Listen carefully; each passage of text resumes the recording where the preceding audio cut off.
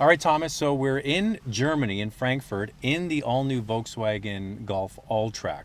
So explain what the Alltrack is. Well, Zach, this year we introduced the all-new 7th generation Golf Sport Wagon. Essentially, it's a Golf wagon. We made it all new. We put it on a brand new chassis, new engines, new everything. And that's been a great success for us. It's selling well, right? It's selling fantastically well. Gasoline engine, diesel engine, manual shift, automatic shift. Our Canadian consumers have always been big fans of this car, and this is certainly no exception. They're selling in record numbers. But this is a step up from that. That is correct. What we have responded to with this car is Canadians' desire for all-wheel drive. We've been told for years, come on, let's get that all-wheel drive in the Golf wagon. Let's get it in there. And we're responding. The Golf Alltrack is now on sale in Europe and will be coming to Canada as a 2017 model, so in the fall of 2016, and that's exactly what we're sitting in right here. Essentially, it's a Golf wagon in spirit and mostly in execution, but we've added a few very unique details. Most notably, let's start with the important stuff. We've added all-wheel drive. It's the same... But you don't have to get the Alltrack to get all-wheel drive in a sport wagon, You right? are correct. You can get a sport wagon in front-wheel drive, just like you can get it today. You'll be able to get it next year as an all-wheel drive sport wagon. So tick the option box for all-wheel drive, and you've got the same looking car, but with all-wheel drive.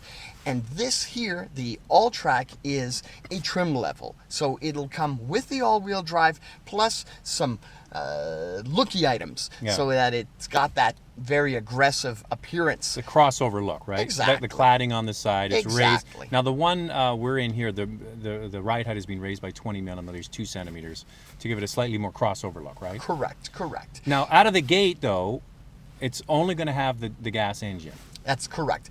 When we launch the car, it's going to be equipped with our 1.8 liter turbocharged direct injected engine, which produces 170 horsepower.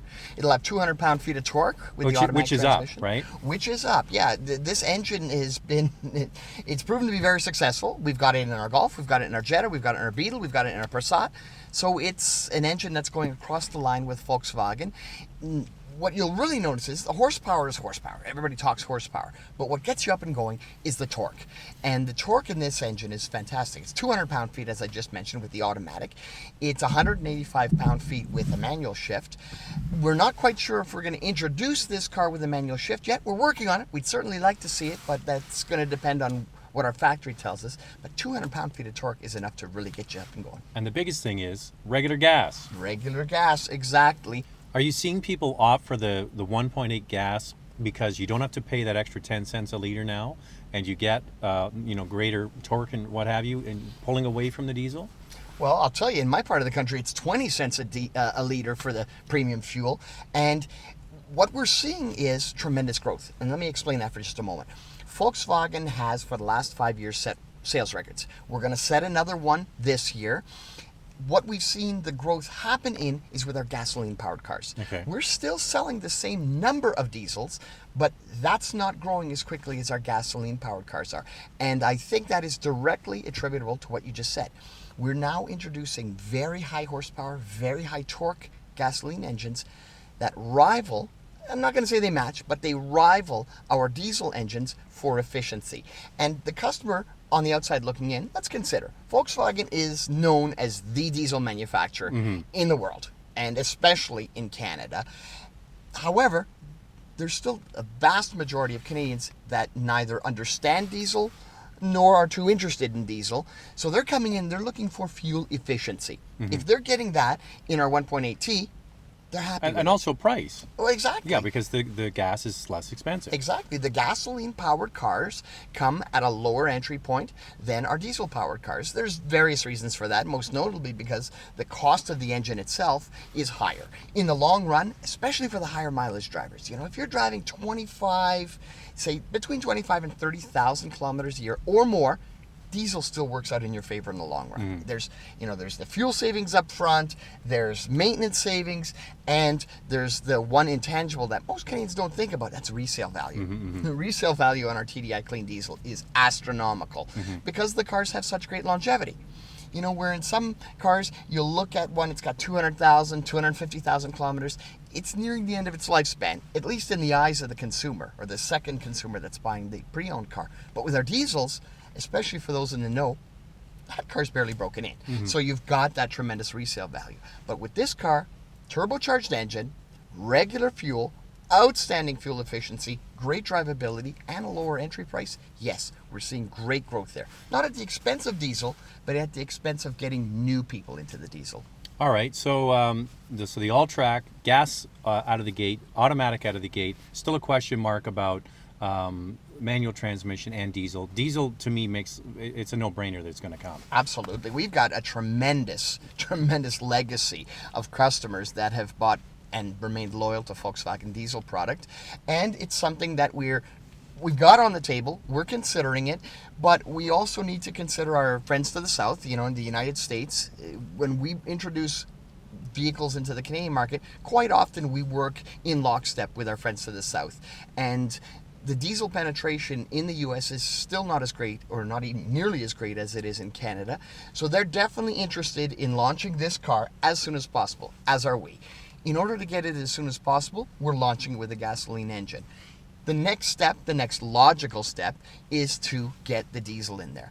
So our focus right now, let's get the thing built, let's get the thing on the market, and as soon as we've got that happening, we'll investigate the opportunities. Opportunities being, as you said, diesel engine, opportunities being manual transmission. Now, the diesel with the Sport Wagon does not have independent rear suspension, because you had to make way for the AdBlue or the urea tank. That is correct. Right. And that's the case with this car as well. That is correct. Yeah. Now, with an all-wheel drive car, consider you've got a completely new rear axle, because you've got drive shafts at the back. You've got a drive shaft coming front to rear. You've got drive shafts going out to the individual wheels. So there is a complete redesign of the rear end to accommodate this AdBlue tank. Now, considering that they have diesels in Europe, one would think that it's a simple solution. We use the European diesel and such, but there are slight variations in the engines we use in Europe, in other parts of the world versus North America. So there are additional engineering resources that are required to make it adaptable and acceptable to the Canadian market. Right now, as I said, we've raised our hand. We're very interested. Now we've got to wait and see if everything works out. If the dollars and cents work out, if there's a demand for it, well, we're pretty sure that there's going to be a demand for it. But we want to make sure we've got all our ducks in a row.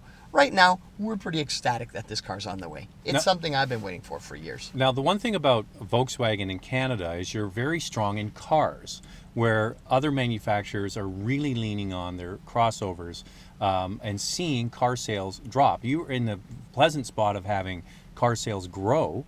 I mean, the Jetta is your meat and potatoes, and the Golf is a real nice icing on the cake now. But what you really need is the refreshed Tiguan, which was shown here in Frankfurt. So tell us a little bit about the Tiguan and what are the timelines on that? Well, once again, Zach, you're bang on when you talk about the growth, not just at Volkswagen, but in the Canadian automotive sector. I told you that we're going to have a record year in Canada. The Canadian automotive industry is going to have a record year.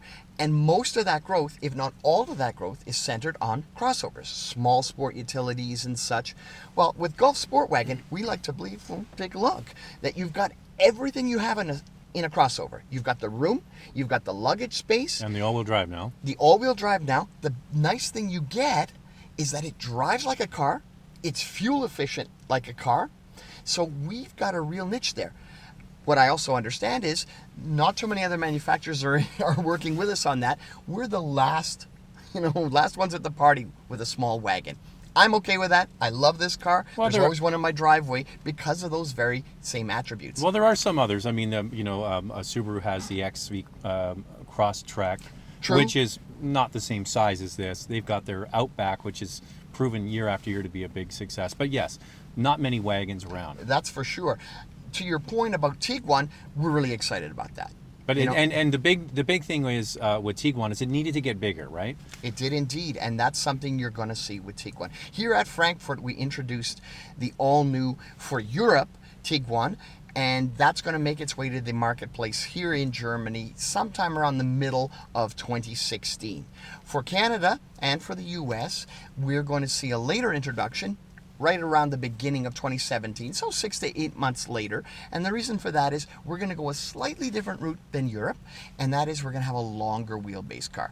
to your point about the Tiguan needing to get bigger, we recognize this. Our fans have told us they'd like to see a little bit more space in the back and such. So we've requested and we've been granted an extension, if you will. We're going to make the Tiguan that you see in Germany a little bit bigger. That's going to debut sometime next year at an auto show near you, and it'll be on the Canadian market at the beginning of 2017, and it is all new. It's on the same architecture, actually, as the car we're sitting in, so it's what we call our MQB, or Moduläre Querbaukasten. I won't make you say that one again. Talk dirty again. Say Yeah, that you again. got it. Moduläre Querbaukasten, and essentially it's a modular front transverse toolkit is the literal translation. And what we've done is we've spent a ton of engineering dollars making sure that this is the best platform you could get in a vehicle of this size. to be used over 20-something vehicles, right? 40 actually across all of the different brands within the group. And consider that involves not just Volkswagen, but Audi, Skoda, Seat. We've got a great big company. We've got a lot of cars that we've got to underpin. And this platform took us years to develop, but it makes sure that all the hard points are where they need to be.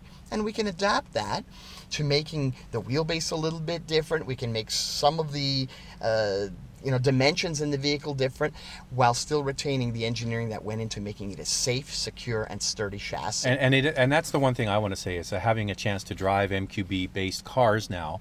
The one thing when you drive them, you really feel that they're much more polished and upmarket than Volkswagen has ever had. I call it, Audi light, if you will. I know Audi and Volkswagen like to keep the business separate, but you can't dispute the fact that you're under the same company, and you feel that trickle-down effect of what's being engineered into their premium cars is feeling a much more premium experience. Well, you had the opportunity to drive one of the first MQB Golfs a couple of years ago, and I remember your comments from that car. It's just so well sorted out. Okay, so the back to the Tiguan, so you're saying probably spring of 2017 for the Canadian market. It'll be bigger. It'll have a what engine, because there is nobody in the Canadian marketplace now that is a compact utility diesel. And I urge Volkswagen to consider that for our market. Well, at this point in time, we're still, crossing T's and dotting I's, but I'll say this. I would be shocked if the new Tiguan did not arrive in the Canadian marketplace without a diesel. So we're talking 2-liter direct injection turbo or 1.8? We're talking a 2-liter... No, sorry, I'm talking about the gas. Gasoline engine, yet to be determined. We've got a few other irons in the fire right now, so it could be the 1.8, it could be the 2-liter that you see in the current Tiguan, or it could be something new. Oh, so there's going to be something new. There might be something new. Yeah. And also, as we mentioned, we'll more than likely have a diesel, and if I get my way, we'll have some kind of nuclear propulsion going forward as well. We'll really mix it up. All right, so our last kind of wrap up, because we've seen and talked a lot being here in Frankfurt for the auto show about what the company is doing. We'll end with the larger SUV that is confirmed to be going into the Chattanooga plant in Tennessee. So there's going to be hopefully a couple of variants of that, and what's the timeline for that? All right. As you mentioned, Zach, we have got our factory in Chattanooga that's producing our lovely Passat, which will be new for this year as well. And we found that we had a little bit of space there. We knocked a couple of walls out, and we increased the size of the line. And sure enough, we are going to be producing a large SUV. And when I say large, I mean a very, very comfortable 7-passenger SUV. It's going to come to market right around the same time as the new Tiguan, which is early in 2017. We haven't got a name for it yet. This is not to be confused with a longer version of the Touareg. So it's not like the Touareg Audi Q7 platform. It's something new. No, it is something entirely new. It's going to be... So it's going to be lighter, more efficient, but roomy, correct. Right? It's going to be a rework of the MQB platform. It's not a larger version of the Tiguan. It's not a larger version of the Touareg, nor does it bear any other than family resemblance to either of those two vehicles. It's all new for us, and it's something that we think obviously is missing from the Canadian Volkswagen lineup and the US Volkswagen lineup. We want to give the families that have been crying out for a people mover an opportunity. And crossovers are certainly the way to go, and that's what this car is going to be. And the timeline on that is? Again, early spring, maybe even late winter of 2017. So you're going to be busy next year. You have this Alltrack arriving in the fall of 2016, spring of 17, you're going to have 2 new SUV/crossovers. Certainly, and with the lineup of Volkswagen cars between Golfs and Jettas, new Passat coming this fall, we've got a lot going on, and it's exciting because we're in an industry that is driven by product. You can open up your newspaper and see all the deals and all the excitement there, but nothing gets the heart going faster than seeing exciting new product, and that's what you're going to see from Volkswagen in the next 18 months. All right, Thomas, thanks very much for having us here in Frankfurt, and good luck. Pleasure, Zach. To watch a review of the all-new Volkswagen Golf Alltrack, click the picture on the left and make sure to subscribe.